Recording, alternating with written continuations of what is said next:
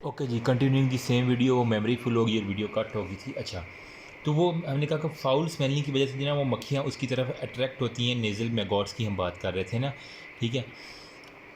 तो अब इसके अंदर ना नेज़ल हेमायासिस के अंदर हमने नेज़ल मैगॉट्स की बात की जो कि इन्फेक्ट करती है नोज़ को, नेज़ोफेरेंक्स को और पैरानेज़ल साइनसेस को। अब इसके अंदर ना आपको क्लिनिकल फीचर्स क्या-क्या मिलेंगी, उसको ना इंटेंस इरिटेशन होगी। जब वो लार्वे घूमेंगे ना तो उसकी वजह से उसको इंटेंस इरिटेशन होगी, स्नीज़िंग होगी, ठीक है, हेडेक होगा उसको, ठीक है। लैक्रिमेशन जो है ना ये एक बड़ा इंपॉर्टेंट है। फिर आईलेड एंड लिप जो होते हैं ना वो बिकम पफ़ी, जो उसकी आईलेड्स होते हैं उस पेशेंट के प्लस लिप्स जो होते हैं ना वो पफ़ी पफ़ी से हो जाएंगे, ठीक है, फूले आपको नज़र आएंगे। सही। फिर एपिस्टेक्सिस भी होगी साथ में, मतलब वो नाक से जो है ना वो खून आना शुरू हो जाएगा। फिर extensive destruction of the nose, nose जो है ना इसकी जो है ना वो डिस्ट्रक्शन एक्सटेंसिवली होगी। साइनस और soft tissue of the face, palate और हमारे पास जो है ना वो बाल, आई बाल, ठीक है, उसके ऊपर सारे का सारे इसका इफेक्ट होगा और कुछ भी नहीं होता है। फिर हमारे पास है नेज़ल सिंक्या। तो नेज़ल साइनेकिया जो है ना इसके बारे में अब हम थोड़ा सा डिस्कस करते हैं, ये क्या होता है। What is nasal synechia. इसको मैं रिमूव करता हूँ।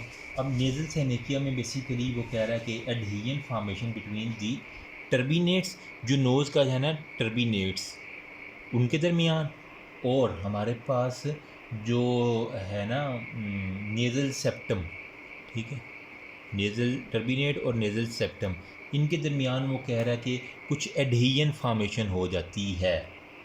सही है।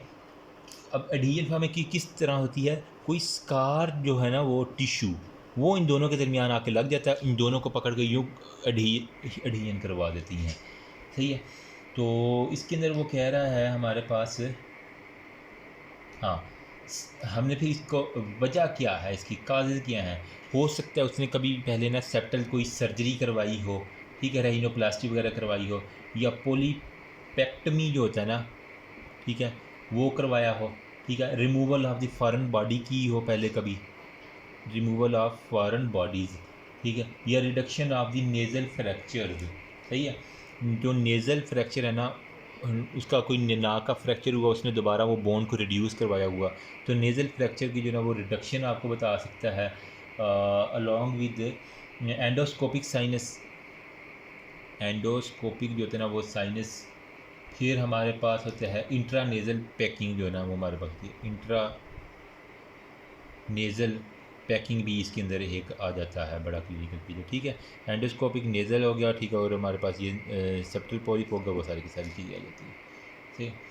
तो हमारे पास क्लिनिकल फीचर में क्या कह रहा है कि वो हमारे पास होती है नेज़ल ऑब्स्ट्रक्शन हो सकती है, क्लिनिकल फीचर में नेज़ल ऑब्स्ट्रक्शन हो सकती है, along with drainage from the sinus होगी, इम्पीड ड्रेनेज हम आपको देखेंगे फ्राम द साइनस, जो साइनसेस होती हैं वहाँ से आपको ड्रेनेज जो है ना वो इम्पीड ड्रेनेज वगैरह होगी।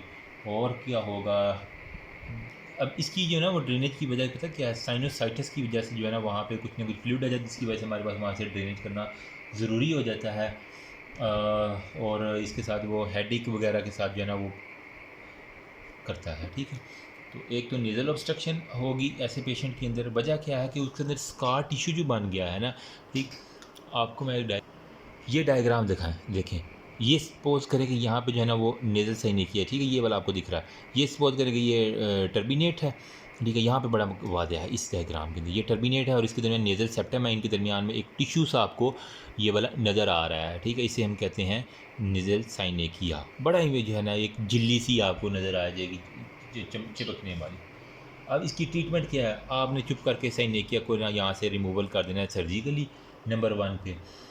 उसके अलावा आप क्या करेंगे, अवॉइड करेंगे contact by opposite force placing the silastic, वो कह रहा है कि शीट हम ना एक दफ़ा काट कर दिया, ये ना हो कि दोबारा वो जुड़ जाएं, इनके दरमियान आपने स्पेस डाल के दरमियान में सिलिकैटिक शीट्स डाल देनी है, जिसकी वजह से वो दोबारा जो है ना दोबारा ना चिपकेंगे, ठीक है। सेलोफेन सिलिकेटिक सेलोफेन शीट उसने कहा वो डाल दें, बस इतनी सी बात इसके अंदर बारे में इंपॉर्टेंट है, बाकी और किसी भी नहीं है, कोई इतनी ज़्यादा नहीं है, ठीक है। अब हमारे पास आती है,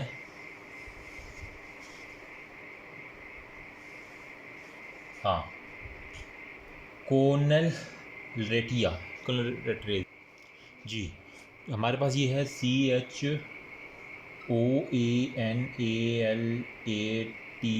ये कोलोनेट्रेजिया। ये क्या होता है basically? Persistence of the बक्को mucosal membrane.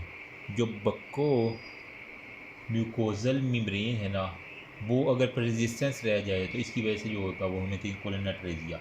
Diagnose क्या है इसके अंदर जो है ना, वो पेशेंट के अंदर जो है ना वो प्रेजेंस ऑफ म्यूकाइड जो है ना वो डिस्चार्ज होगा नोज़ के अंदर, ठीक है। Mucoid discharge in nose, absence of the air bubble, absence of air bubbles in nasal discharge. Nasal discharge के अंदर हमारे पास क्या होगा? Absence of the air bubbles होंगे। फिर failure to pass catheter from nose to जब आप नाक से कैथीटर पास करेंगे ना नोज टू फेरेंक्स, तो आपका जो है ना वो कैथीटर जो है ना वो हमारे पास नहीं होगा। फिर हमारे पास methylene dye in the nose, methylene dye in nose, ठीक है। And seeing its passage in the pharynx, वो फेरेंक्स के अंदर जो है ना उसका पैसेज आपको सारे का सारा दिख जाएगा।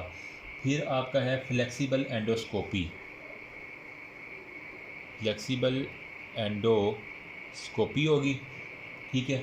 And then radio opaque dye होगा आपके पास, रेडियो ओपेक जो है ना वो डाई होगा, और रेडियल फिल्म है। और इसके अलावा जब आप सीटी स्कैन करेंगे तो आपको ये सारे के सारे जो है ना वो दिख जाएगी, ठीक है। डायग्नोसिस में ट्रीटमेंट हमें क्या करनी है? Feeding nipple with large whole, ठीक है। उस बंदे को फीड करवाना है निपल के ज़रिए, इसका जो है ना वो होल थोड़ा बड़ा कर लेना है। तो feeding nipple through large hole, जिसे हम कहते हैं मैकग्रोवन टेक्निक्स की, मैकग्रोवन टेक्निक इसको कहते हैं।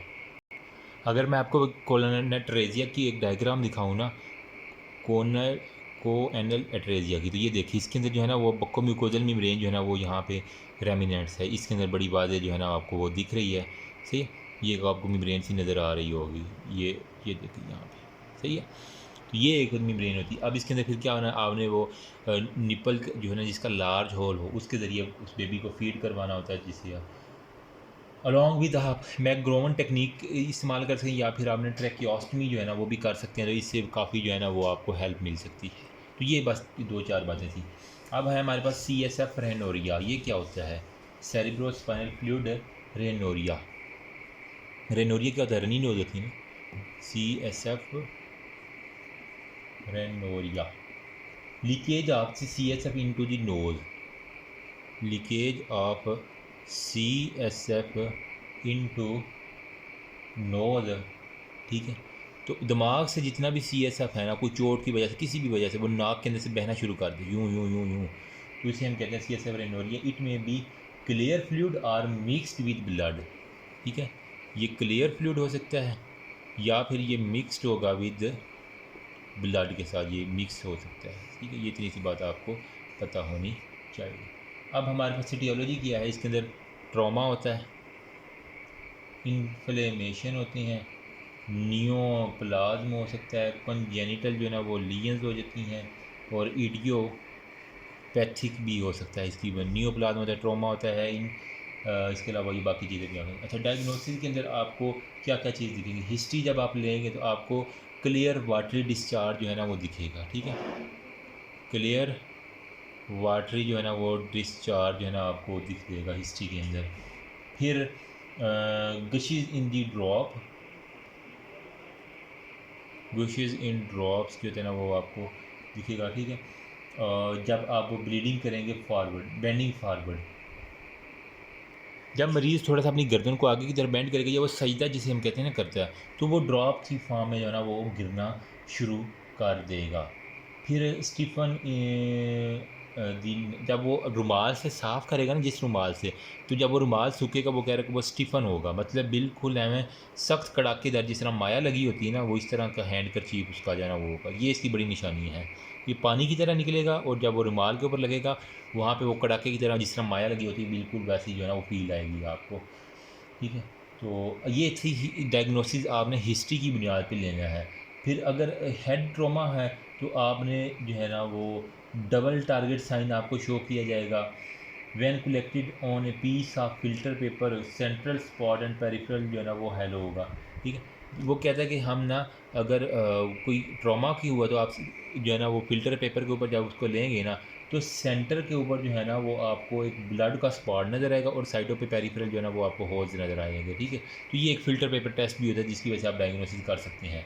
फिर अगर नहीं हो रहा तो फिर आपने नेज़ल जो है ना आपने एंडोस्कोपी जो है ना वो कर लेनी है चुप करके, तो आपको पता चल जाएगा क्या यहाँ पे क्या क्या मसला आ रहा है। या फिर ऑटोस्कोपी या माइक्रोस्कोपी की एग्जामिनेशन भी आप कर सकते हैं, ठीक है, एयर के लिए, ठीक है। या फिर माइक्रोस्कोपिक जो है ना एग्जामिनेशन आप करके CSF रेनोरिया को साइड पे कर सकते हैं। लैब डायग्नोसिस के अंदर आपको क्या चीज़ दिखेगी, इंपॉर्टेंट ये बात है। तो आपको वो कह रहा है कि बीटा 2 ट्रांसफेरन प्रोटीन जो है ना CSF जो आप लेंगे ना उसके अंदर वो कह रहा है कि बीटा 2 जो है ना वो ट्रांसफेरन प्रोटीन, ठीक है, वो दिखेगी।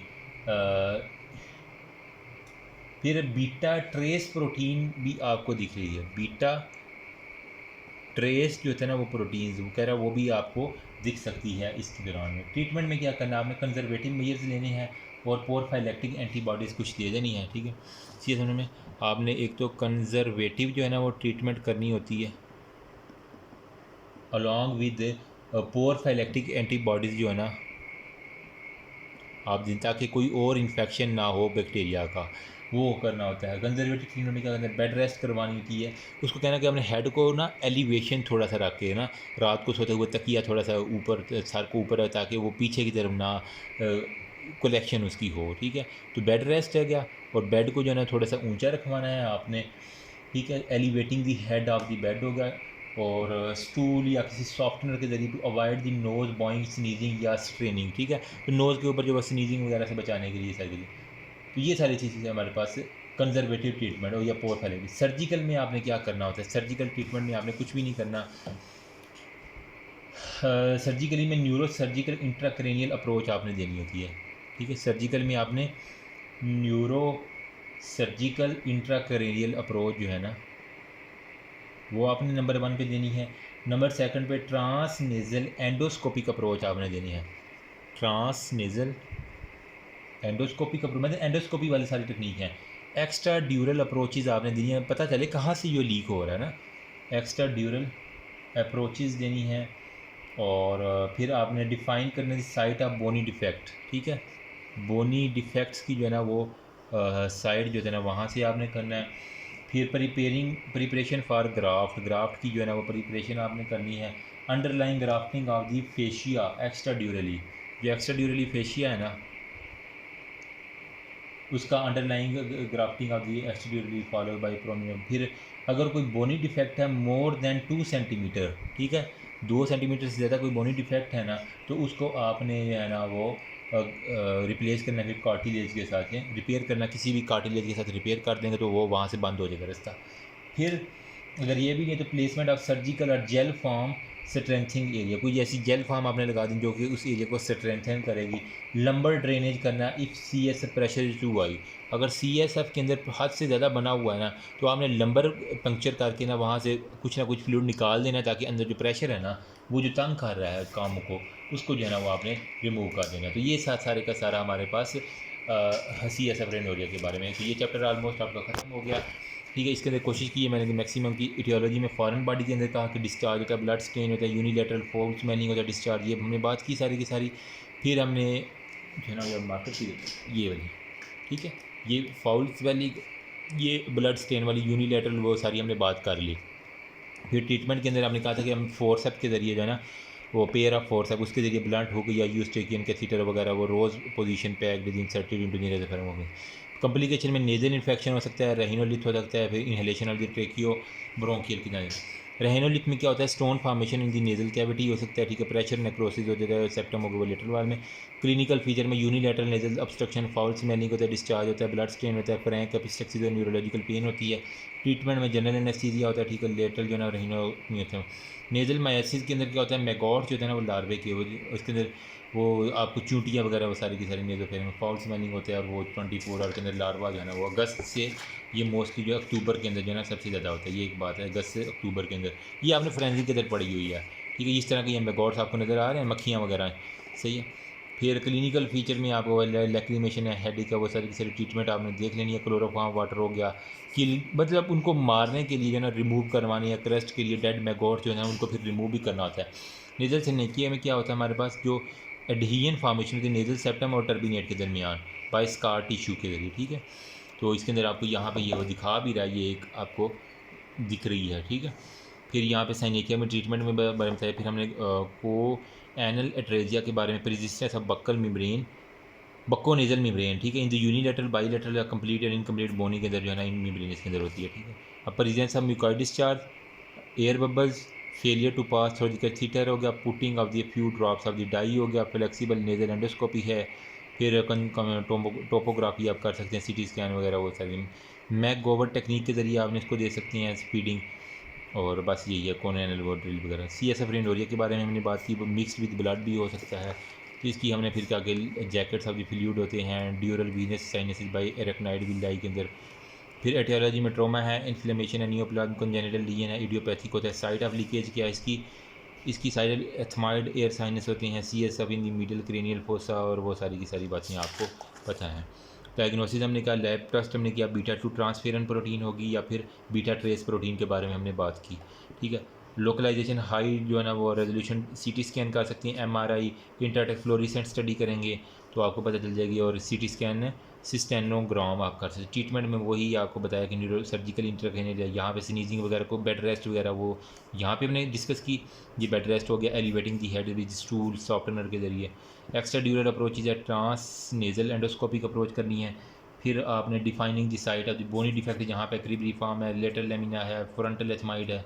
Preparation of the graft site, उसके अलावा placement of mucosa free graft या प्रिडिक्टेड फ्लैप आपने डाल के तो वो सारे का सारा करना है। अगर तो बोनी डिफेक्ट 2 सेंटीमीटर से बड़ा हो तो वहाँ पे जो है ना वो रिपेयर करेंगे आप उसको कार्टिलेज के ज़रिए, प्लेसमेंट ऑफ द म्यूकोजा के ज़रिए। फिर सर्जिकल या जेल फॉर्म कोई भी करके हम एंटीबायोटिक करेंगे। फिर आपके पास CSF लीक करेगा तो हम रिक्वायर करते हैं ओस्टियोप्लास्टिक ऑपरेशन या ऑब्लिट्रेशन, हम स्टैट के ज़रिए आपने कर देंगे। That's all about. Next video में हम इंशाल्लाह एलर्जी के राइनाइटिस करेंगे या वेनी करिए till now you can at me. Thank you.